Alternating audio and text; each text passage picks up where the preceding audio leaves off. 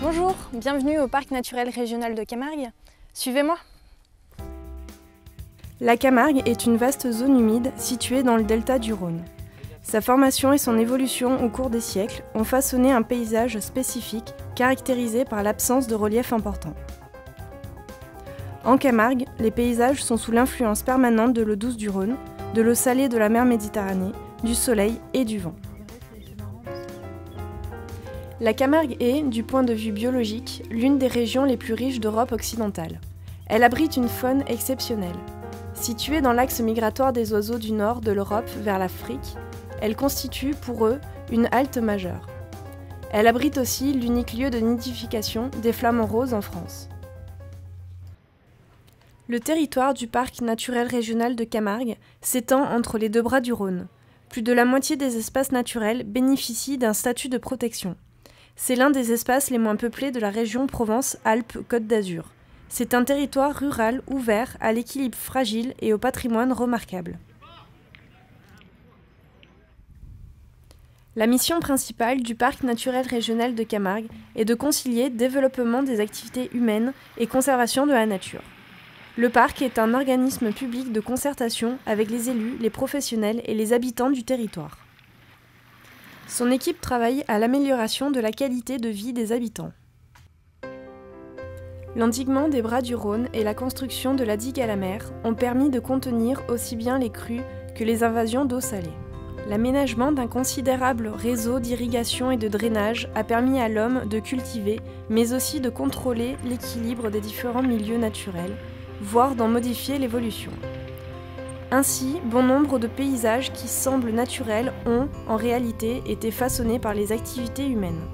La Camargue a été alors avant tout endiguée pour l'eau pour se protéger, d'une part des crues du fleuve, des tempêtes de mer, et évidemment ensuite derrière pour pouvoir utiliser cette eau et pour pouvoir l'exploiter sous diverses formes, actuellement surtout pour le sel et le riz. L'agriculture en Camargue est essentiellement basée sur l'élevage, la saliculture et la riziculture. Les terres cultivées couvrent aujourd'hui un quart du territoire du parc. L'empreinte du sel est forte sur une grande partie du delta.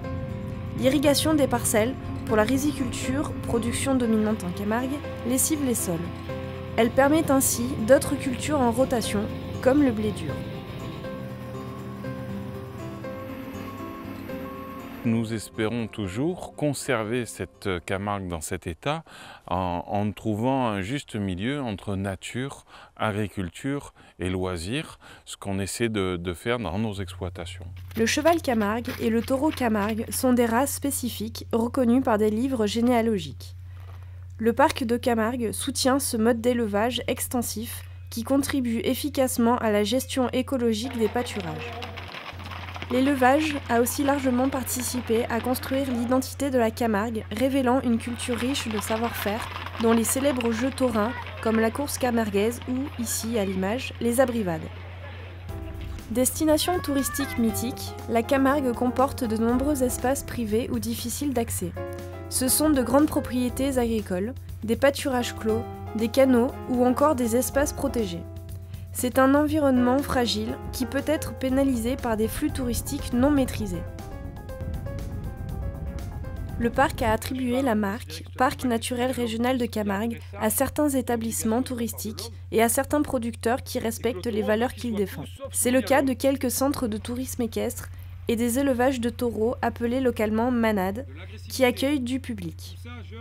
Ces prestataires figurent sur le dépliant « Découvrir le parc » et sur le site internet du parc. Le monde autour change par la pollution, le Rhône n'a plus la même influence qu'il avait auparavant par rapport à la Camargue. Donc c'est à nous nous adapter, à nous à évoluer pour essayer de conserver, de maintenir, si vous voulez, tout ce système-là en place. Le musée de la Camargue donne les clés pour comprendre et découvrir les richesses de ce territoire.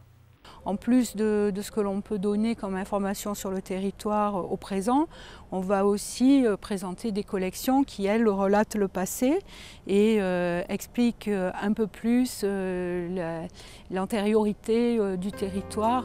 Visite de musées ou d'espaces naturels, balade à pied ou à cheval entre mer et étang, route touristique ou repos sur les plages, à vous de composer votre visite en gardant toujours à l'esprit que la préservation de la beauté de ce territoire vous appartient aussi.